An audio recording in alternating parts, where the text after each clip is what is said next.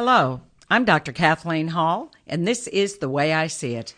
And I'm John Bailey. Call me Bailey, and this is The Way I See It.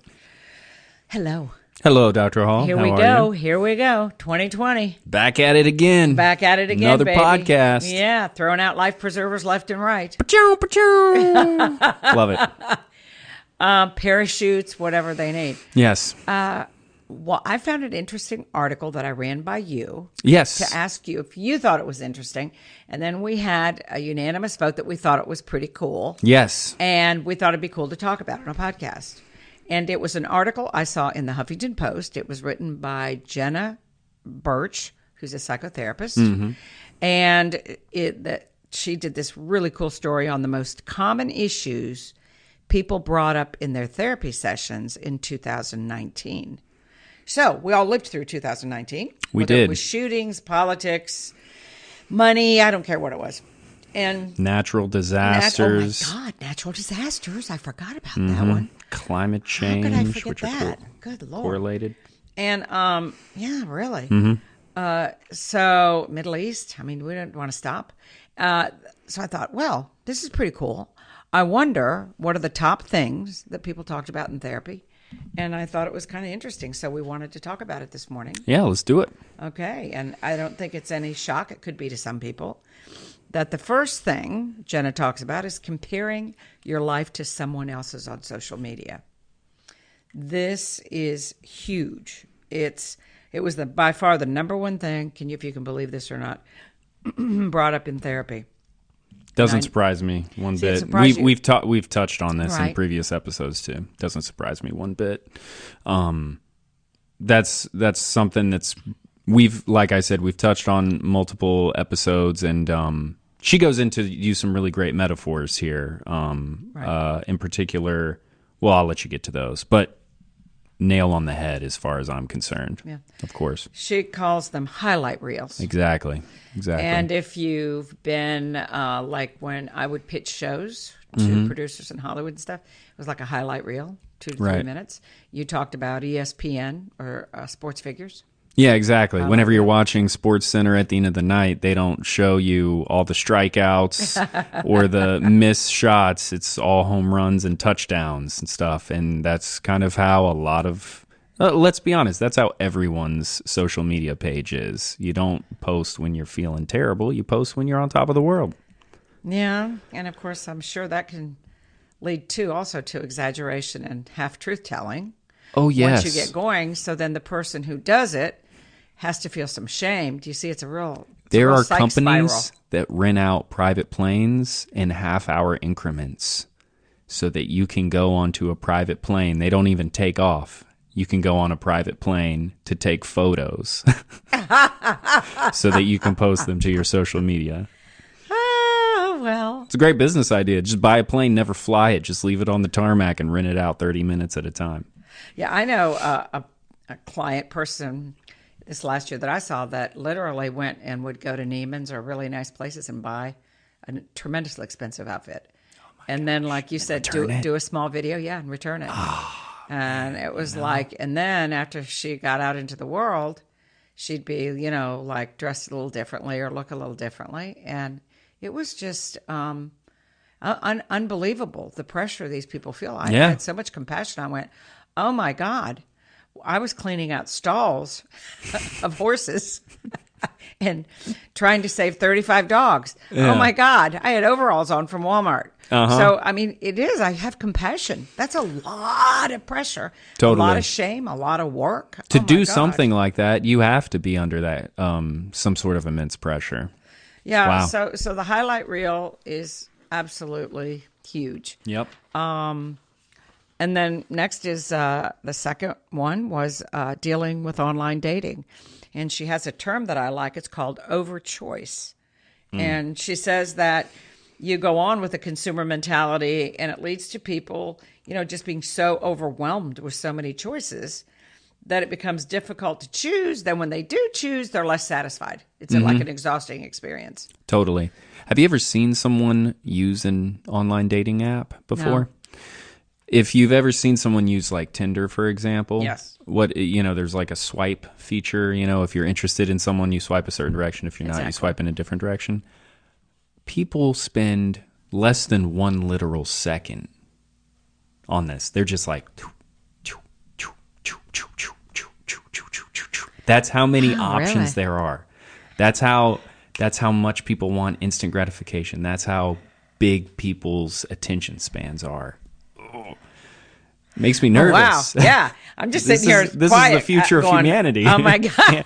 She's looking at me like a deer in headlights. Like it's unreal to see people do this. And this is like you're looking for love, I guess, and it's just like swipe, swipe, swipe, swipe, swipe, swipe, swipe, swipe, swipe, swipe, swipe.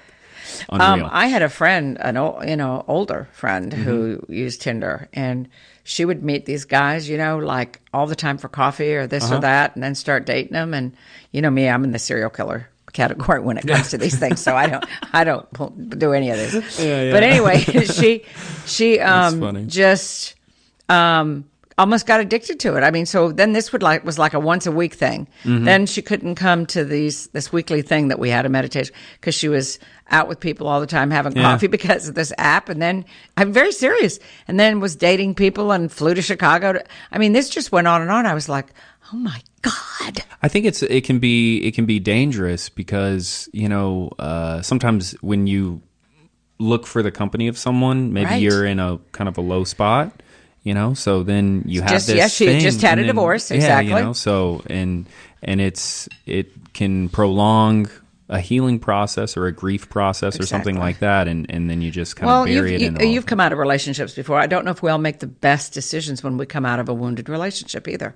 No. I think you're carrying all the baggage from whoever you were with, previous, and I think it can just be really dangerous. The next one is setting boundaries in relationship, and it's like just say no, that we really want to please. It's kind of like the little like and don't like signs we're used to, whether it's YouTube, whether it's Facebook, all this smiley stuff and thumbs down and all that I think in my feeling of the brain, it even reinforces it there of being liked and loved. Totally. To say no is just unbelievable. I'm guilty of that. I'm guilty of being the yes man. I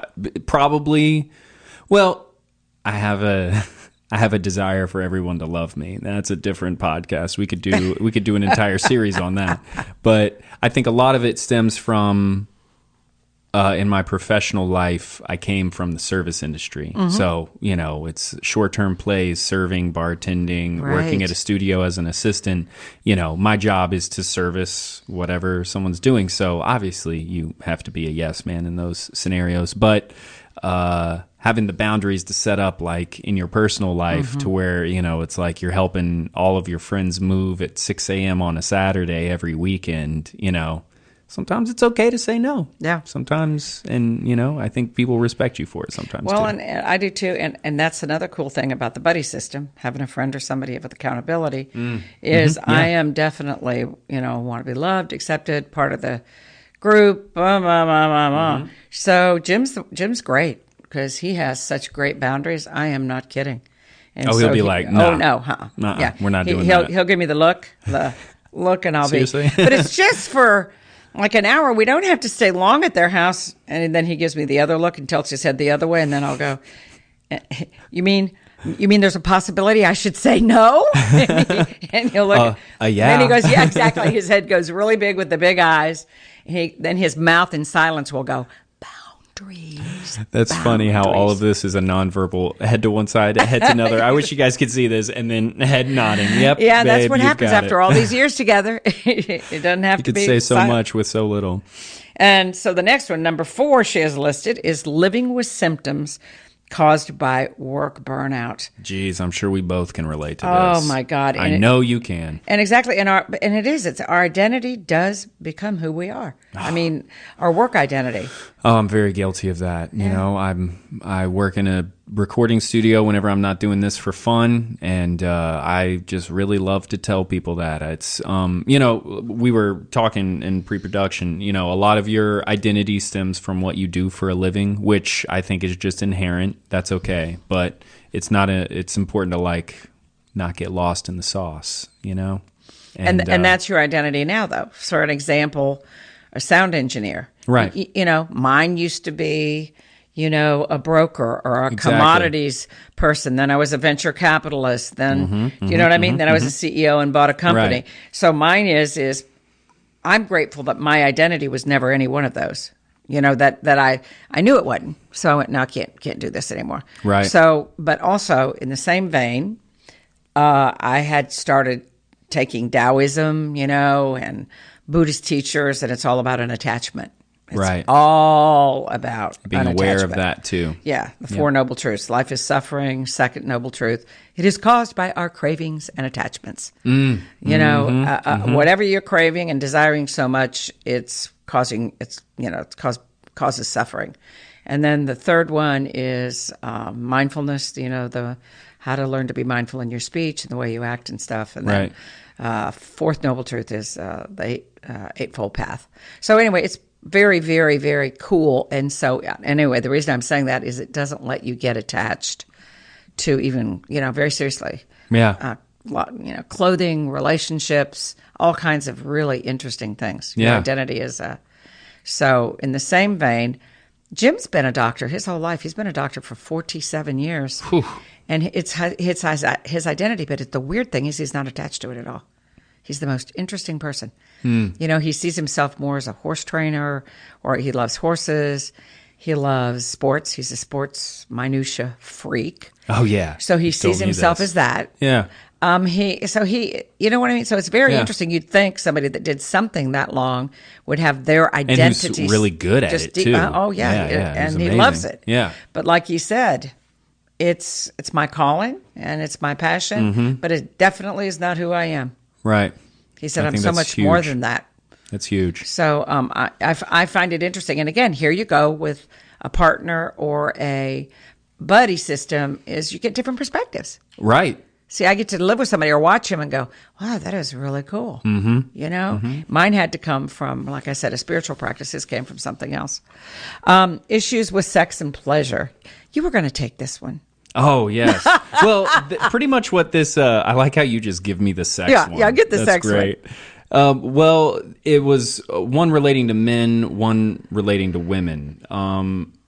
With men, it comes down to decrease sexual desire, which isn't something I've personally encountered in my life yet. I've heard that's something that can happen. And obviously, guys, we put a lot of weight on sex in a relationship, so I can completely see that as something that would be something somebody would bring to a therapist. Right, but you can also see, since I study the science of stress and depression and anxiety, is you're not going to feel like a whole lot of sex. And lots of times you can't experience pleasure because your anxiety level, cortisol, whatever, is so high. Or your depression, depression is so high. Exactly. Somewhere else. Anxiety. Yeah, your mind is definitely somewhere else. So I call it overbooked, overworked, and overwhelmed. Talk about talk about issues of sex and desire, pleasure and desire. Most of the people I know that I talk to or come to me, they come home and they're exhausted. Right. Even when you talk about me time. So you're supposed to. Then the other thing I think is they're watching movies and shows where maybe there's a lot of sex on the screen. And again, this is like the social media pressure, right? Exactly. Look at that happening, and that's not happening to me. My ankles hurt, my feet. You, as a sound engineer, I was up all night doing this. Exactly. And then, But then every time you turn on a movie, it's some kind of crazy, lust-filled, not realistic kind of connection. And two perfect bodies, let's throw that into it. Yeah, exactly. Yeah. A 12-pack. And just exactly. And then relating to women, low libido. And I'm reading verbatim here from this HuffPost article. However, an increased attention to the orgasm gap has helped move women's sexual pleasure from the background to the forefront. Yeah. In the old days, we would never have talked about that. It was just, you either had sex or not. It wasn't, orgasm was never. I know, which is so sad because that's a special thing. Yeah, that's a whole nother show. Yeah. The next one, number 6, is experience loss or uncertainty in some capacity. And, we can all clearly understand this.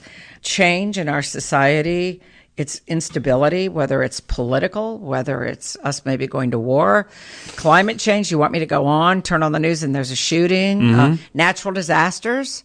Right. I mean, this is uncertainty on crack. Exactly. And this is the macro view. And then we have the micro view of loss in a relationship, loss of a loved one, loss of a job. So it spans the entire spectrum, too. Absolutely. And what we know is that the more in control you feel, the less stress you have.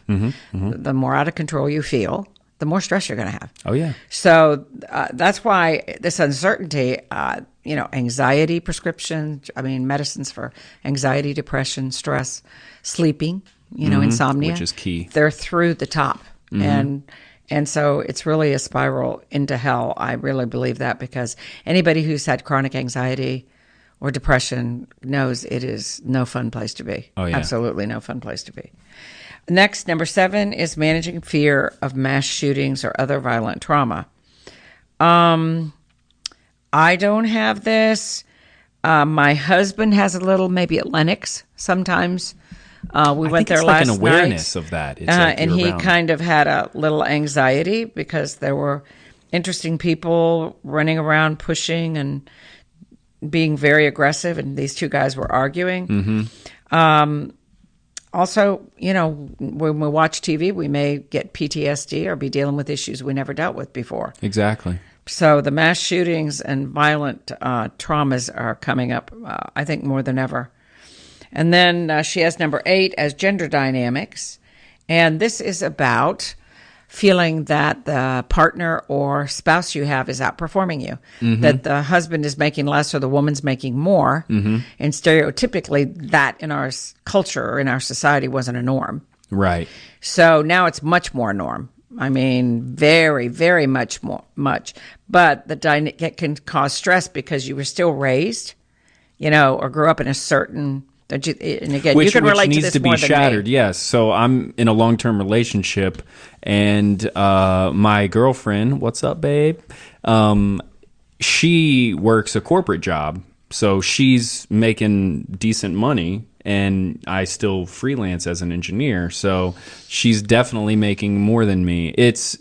I wouldn't, in pre-production we were talking, and I wouldn't say it doesn't bother me, because not because that she is making more. It bothers me because I know my own earning potential and I want to get there with or without her. Exactly. You know what I'm saying? Exactly. So it's that, but you can't help but compare yourself to your partner. But whenever you do that, when you get stuck in the mindset of like, I'm the man, I'm speaking as a man right here, I'm the man, I need to be the provider and stuff, that's taking away from the power of the woman that you're with. Thank you. So it's like by doing that, you're going backwards in time. Yes. So let go of that. If you're in a relationship where the woman's bringing home the bacon, dude, do the dishes. Make up for. You can make up for it in other ways. Yeah, Jim and we're at the other end. We're in a much older and in a different era. And when I recently, I had a huge contract in New York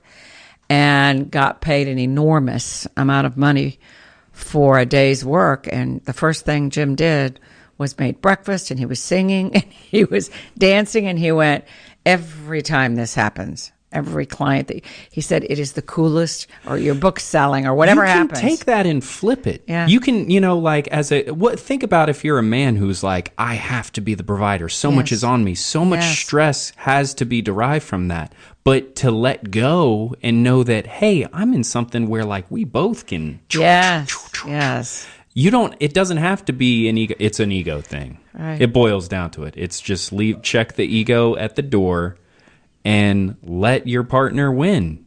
I think that's awesome. I love hearing that. And number 10 is anxiety over being in public spaces, and we kind of touched on this. And whether it's shootings or they had a march on Martin Luther King Day, I guess in Richmond, Virginia. Oh yeah, the anxiety over that march. That I think like never before we're seeing anxiety and generalized anxiety disorder, which doesn't help obsessive compulsive disorder, but they have gone through the roof because of people's anxiety in public spaces. And then finally, navigating anxiety and depression at the same time. And they're both, sides of the same coin to me, different sides. Yeah. You have anxiety and stress, and you get go. You don't sleep, and then your body gets exhausted from the cortisol and all the hormones, and then you get depressed. So, and it can lead more depression. You're deep in the depression, fog, like we've talked about time and time again. It's just, and it's very, very tragic. Here we go again. Talk about losing your life and living in a fog. Right. So those are the things people most went to the therapist, and I bet if you're listening, everything we just said because you identify with this list, don't you think? I mean, right. I mean, I don't know if I would have come to those on my own, but reading it, having it in front of you, you weren't just totally blown away. Because it makes sense. It's to be expected for the most part. Yeah, and nearly 60% of American adults with a mental illness did not receive any mental health services last year. That breaks my heart. I know. And the reasons why, number one, if you can believe this in the culture we live in, is stigma, which is absurd. Which breaks my heart even more. Yeah, I mean, talk about ignorance. That's why I hope people listen to this. It's like, it's okay. Oh, please. It's okay. Love it. Yeah. When I hear somebody's in therapy, if I'm in the grocery store line, I pull them aside and go, I just love you. Thank God you love yourself. It's like doing a massage for your heart. That was a good one. Yeah. Is the stigma, and then cost is a huge factor for a lot of people. I could see that. I could see that. And then finally is accessibility. A lot of my friends or people I know, as you well know, I've got a cadre of psychotherapists and psychiatrists that are good friends of mine. But as far as other friends, they'll be like, I need help. I don't know who to go to, and those kinds of things. Right. So, but accessibility is really huge. And I think the other part of accessibility is, like in Atlanta, people are commuting an hour to their jobs, hour and a half in this traffic. So then you work 8 hours and you go home. When do you have time? Monday through Friday. I mean, I don't think you do. Right. And if you want a face-to-face therapist or whatever on Saturday or whatever, lots of times there's a surcharge, right? Because it's the weekend. Right. Exactly. So, and the other option is going on your way home when you're exhausted because you got up at 5 o'clock in the morning to go to work and do it. You then, honey, I've got to go to the therapist tonight at 7 o'clock. And, Jim and I have been in marriage counseling sessions that started at 7 and about 7:20. Yeah. I almost served him divorce papers like, Jim, this isn't important enough. Well, honey, I started surgery at 7 this morning. It's not that you're not important. No, this is the problem with our marriage. This is exactly the problem. So I know all about that, man. I got that one down. I'm sure. And so anyway, services, I think something that's important, and you and I talked about this, and I looked it up before we did this, is online therapy. I think people have to look at options. And I know a woman that, thought about having an online therapy business, and people laughed at her and told her how absurd it was, and she'd go broke and be nuts. And so here we are a few years later, and now she's worth millions of dollars. Look at that. I love hearing that. Yeah, and the other therapists are, trying to see patients to pay their bills. Yeah. So anyway, that's what I wanted to say was look at the option of online therapy too. It's another option.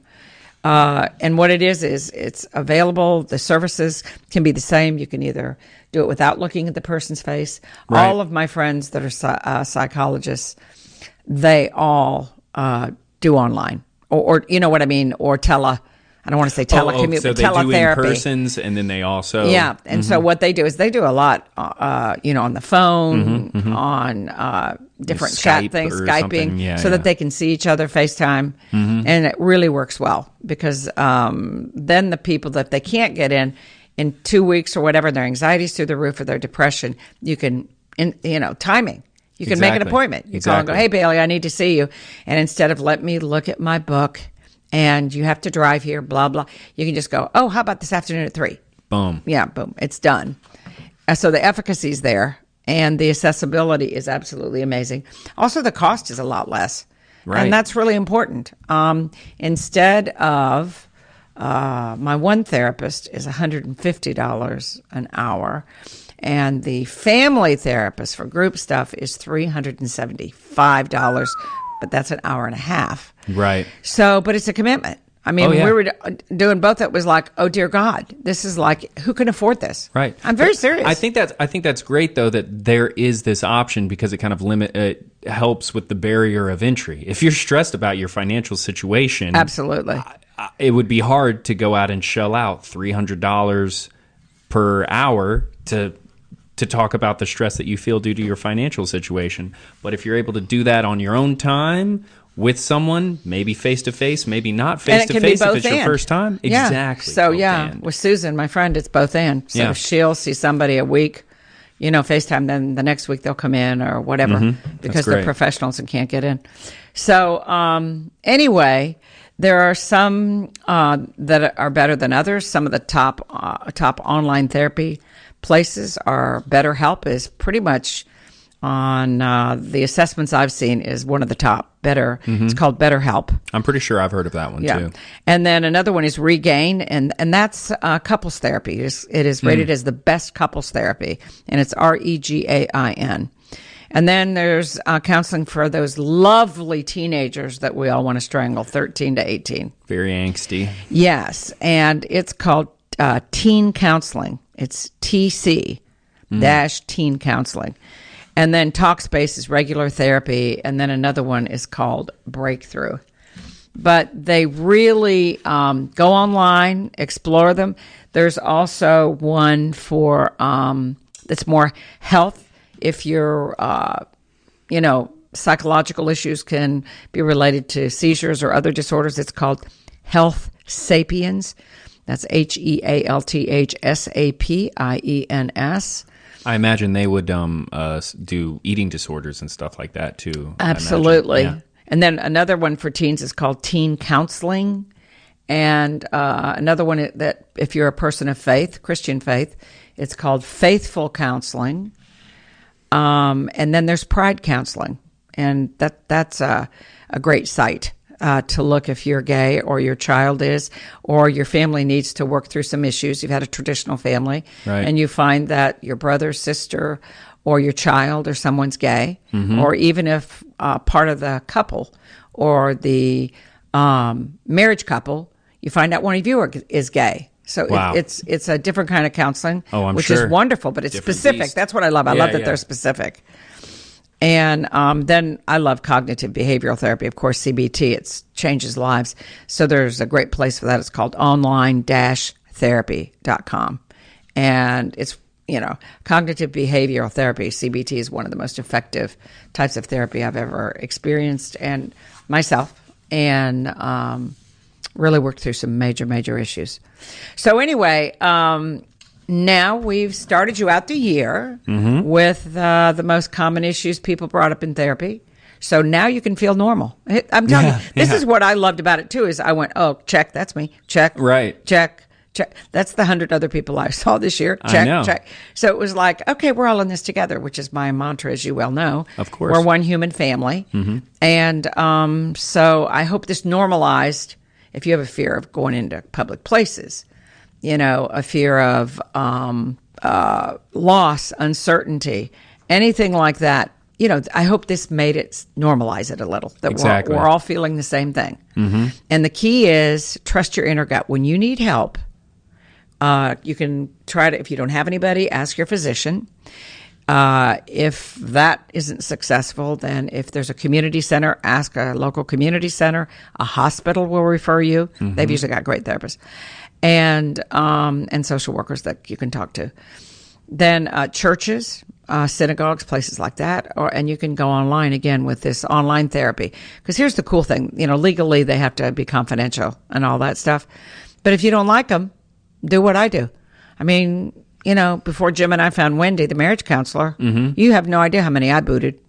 Yeah. I mean, I'd go with one thing for 3 months, and then we'd change to another one for one session.